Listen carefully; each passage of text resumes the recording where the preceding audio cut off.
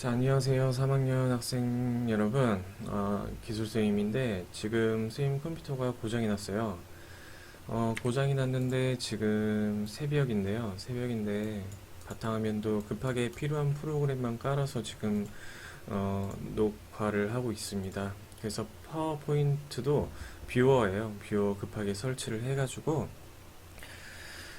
이걸로 한번 오늘은 짧게 설명을 하도록 하고 다음부터는 이제 1시간이잖아요. 원격 수업이 1시간인데 최대한 20분에서 30분 내외 그 사이로 편집을 해서 올리도록 하겠습니다. 너무 길지 않게.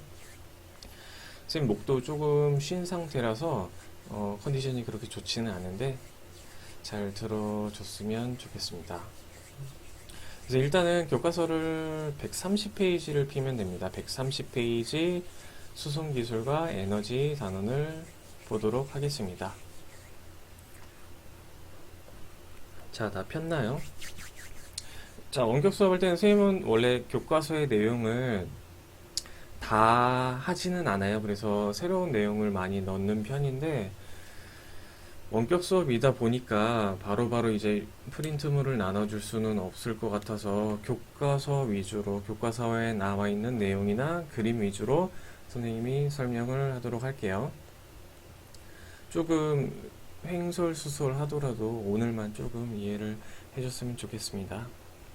자, 130페이지부터 볼게요. 여기는 남극과학기지이다라고 되어 있죠.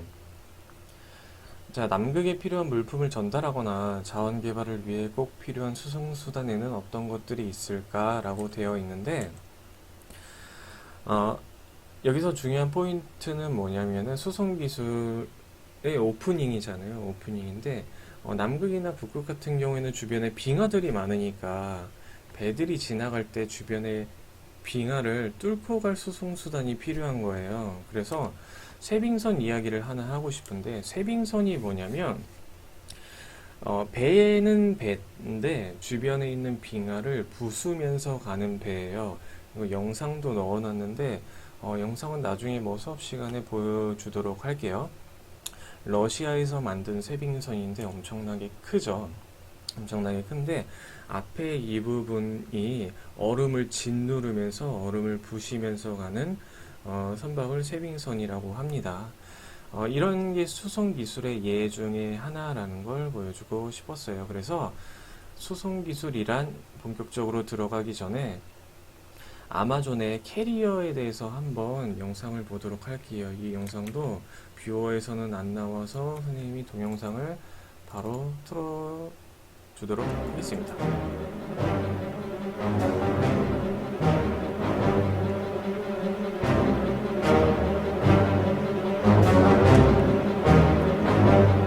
자, 여기가 물류창고인데 물류창고 안에서 드론들이 나오고 있죠. 새끼 드론들이 나오고 있어요.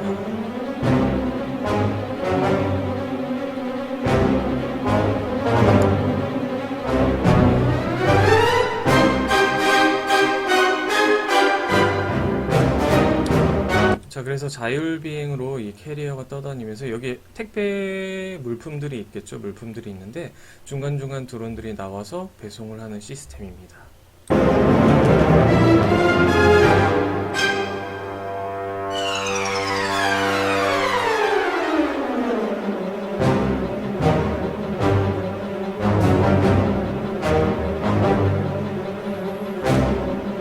되게 신기하죠. 선생님도 처음 봤을 때는 되게 신기했는데 자, 일단은 끄겠습니다. 그리고 이런 드론 같은 것도 수송 기술이라고 하는데 수송 기술이란 무엇이냐면 수송 수단을 이용하여 사람이나 물건을 한 장소에서 다른 장소로 이동시키는 기술을 말한다 라고 되어 있어요. 책을 한번 볼게요. 책 페이지 131페이지의 첫 번째 줄 보면은 줄 한번 그어도 될 것 같아요. 수송기술이란 수송수단을부터 시작해서 기술을 말한다. 자, A 지점에서 B 지점으로 사람만 가는 게 아니라 이런 택배나 물건 같은 것을 다른 장소 A에서 B까지 이동시키는 기술을 수송기술이라고 합니다. 방금 봤던 드론처럼 말이에요. 자, 밑에 수송기술의 특성 한번 볼게요. 자, 수송기술의 특성이 있는데 어떤 특성들이 있느냐? 첫 번째는 수송수단과 이동통로가 필요하다라고 책에 되어 있죠. 책을 볼게요. 자동차, 항공기와 같은 수송수단과 이러한 수송수단이 이동하기 위한 도로와 같은 경로가 필요하다. 첫 번째는 수송수단, 그 다음에 이동통로가 필요하다. 수송수단과 이동통로가 어떤 뜻이냐면, 수송수단은 말 그대로 수단이 되는 것들, 사람이 타고 이동할 수 있는 이런 자동차나 아니면은 이런 비행기 있잖아요. 여러분 비행기 물론 못 본 사람도 있겠지만 비행기 한 번씩 봤을 거예요. 하늘에 떠다니는 모습이나 아니면은 비행기를 실제로 타보거나 이런 걸 수송 수단이라고 합니다. 그 다음에 전동 휠인데 쌤도 주변에 이제 편의점 같은 데 가다 보면은 이런 거 타고 다니시는 분들이 있거든요. 이런 것도 수송 수단에 해당하는 겁니다. 그 다음에 이동 통로라고 하는 것은 뭐냐면 앞에서 나왔던 비행기나 이런 자동차나 아니면 전동 휠들이 돌아다니는 장소라고 생각을 하면 돼요. 이동 통로라고 생각하면 돼요. 대표적으로 자동차는 도로가 있겠죠. 고속도로나 아니면은 국도 같은 것들. 지금 나와 있는 사진은 독일의 유명한 고속도로 중에 하나인데 아우토반이라는 고속도로예요. 그 다음에 비행기 같은 경우에는 활주로가 필요하겠죠. 활주로. 활주로의 길이는 엄청나게 긴데 큰 비행기가 하늘로 뜨기 위해서는 추진력을 얻어야겠죠. 어느 정도 속도가 나와야지 비행기가 뜰 수 있기 때문에 활주로는 엄청나게 긴 편이죠. 이런 활주로를 이동 통로라고 생각하면 될 것 같습니다. 자, 그 다음에 교량 같은 것 있잖아요. 교량. 2학년 때 건설 기술 배웠을 거예요. 건설 기술도 교량, 뭐 스파게티로도 이제 교량을 만들기도 하는데 이런 교량도 이동 통로라고 생각하면 될 것 같습니다.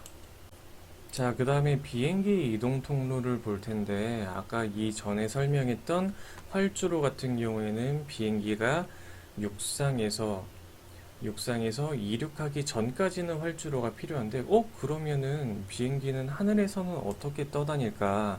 바로 항로를 비행기 이동 통로라고 합니다. 네이버에 플라이트 레이더인가 치면은, 플라이트 레이더 24라고 치면은, 지금 현재 전 세계에서 뜨고 있는 비행기의 모든 정보가 나와 있어요. 그래서 여기는 미국이고, 여기는 우리나라, 여기 일본, 중국이죠. 여기는 유럽이죠. 지금 하늘을 떠다니는 비행기의 편명과 비행기가 어디를 향하는지까지 나와 있어요. 그래서 우리나라 근처를 보면은 여기는 서울이죠.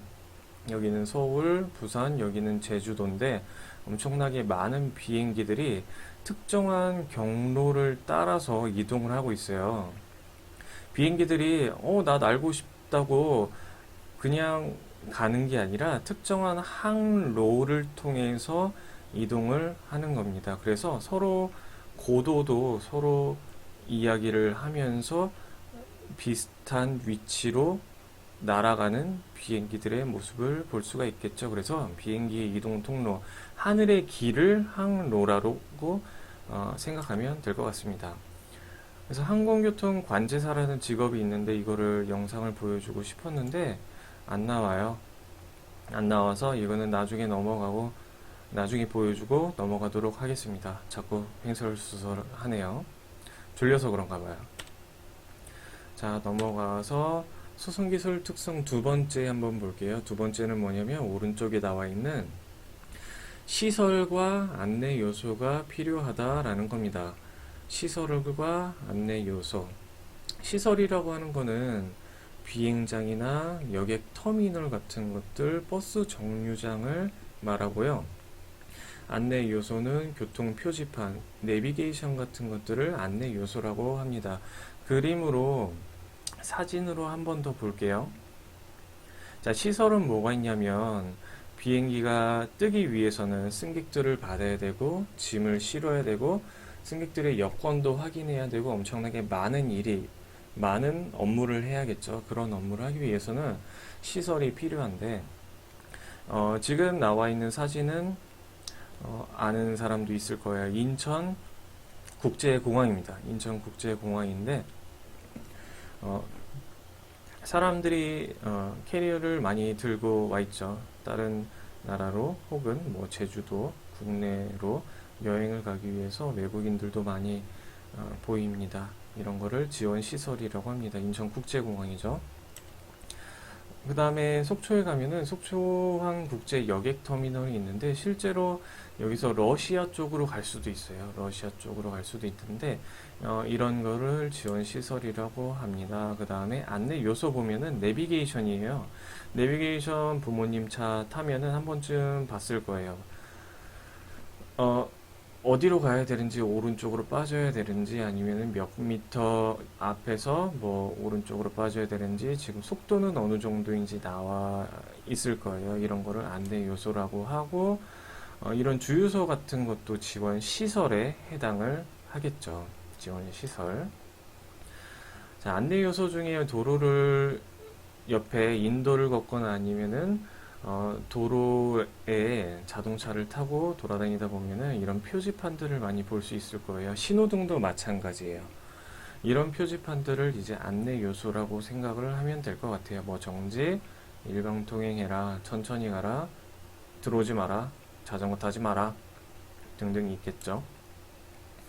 자, 수송기술 특성 세 번째 볼게요. 세 번째 보면은 에너지 자원의 영향을 받음이라고 되어 있죠. 한번 읽어볼게요. 수송수단은 석유, 천연가스, 전기 등과 같은 다양한 에너지 자원을 이용해서 움직인다. 라고 했는데 에너지란 무엇인지부터 한번 봐야겠죠. 에너지란 무엇이냐면 ENERGY인데 일을 할 수 있는 능력을 우리가 에너지라고 합니다. 어떤 것을 변화시킬 수 있는 능력, 일을 할 수 있는 능력을 에너지라고 합니다. 배터리 보면은 보통 마트 같은데 계산하려고 계산대에 쓰면은 옆쪽에 배터리 있을 거예요. 그 중에 에너자이저라는 배터리 있죠. 이런 것도 에너지를 안에 가지고 있는 배터리입니다. 안에 화학 에너지, 정확하게 말하면 화학 에너지가 전기 에너지로 바뀔 수 있는 것을 배터리라고 합니다. 오른쪽에 보면은 파란색 번호판이 있는데 이 파란색 번호판이 무엇을 의미하냐면 수소차 아니면은 전기차한테 이렇게 파란 번호판을 줍니다. 그래서 이거는 넥소라고 하는 수소 전기차인데 이것도 수소나 전기 에너지로 움직일 수 있는 동력을 얻을 수 있는 자동차입니다. 그리고 이거는 증기 기관차인데 여기 안에 석탄을 태우고 있어요. 석탄을 태우면서 물을 끓여서 동력을 에너지를 얻는 것을 증기기관이라고 하죠. 그래서 이렇게 에너지로 동력을 얻는다, 에너지 자원에 영향을 받는다가 수송기술의 특성 세 번째입니다. 자, 그 다음에는 수송기술 특성 세 번째까지 했죠. 에너지 자원에 영향을 받는다.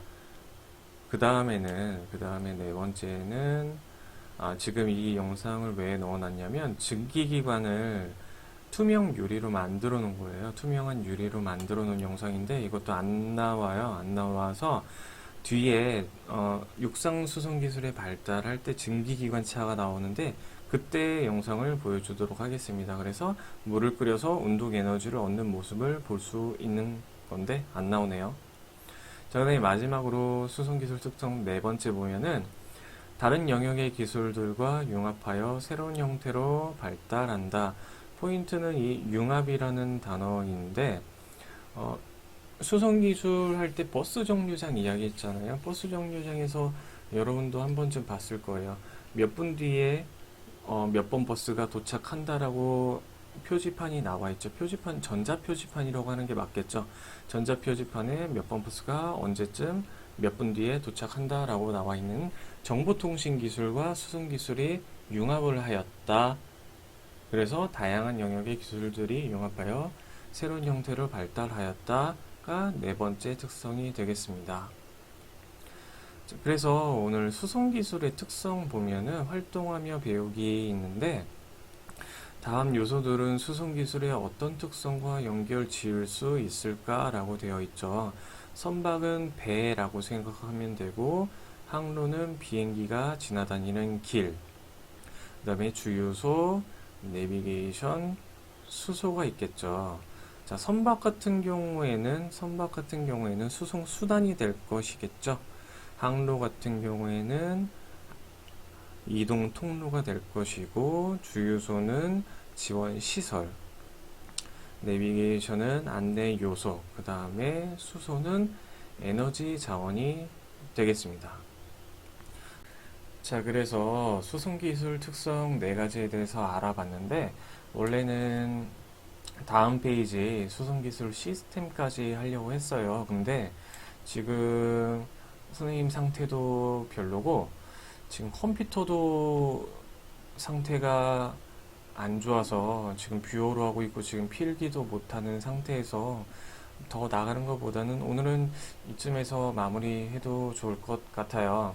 그래서 다음에는 선생님이 컴퓨터를 정상화 시켜서 올 테니까 잘 들어줬으면 좋겠고, 오늘 목소리가 조금 안 좋아서 미안하게 생각합니다. 그래서 오늘은 여기까지 하고 마무리하도록 하겠습니다.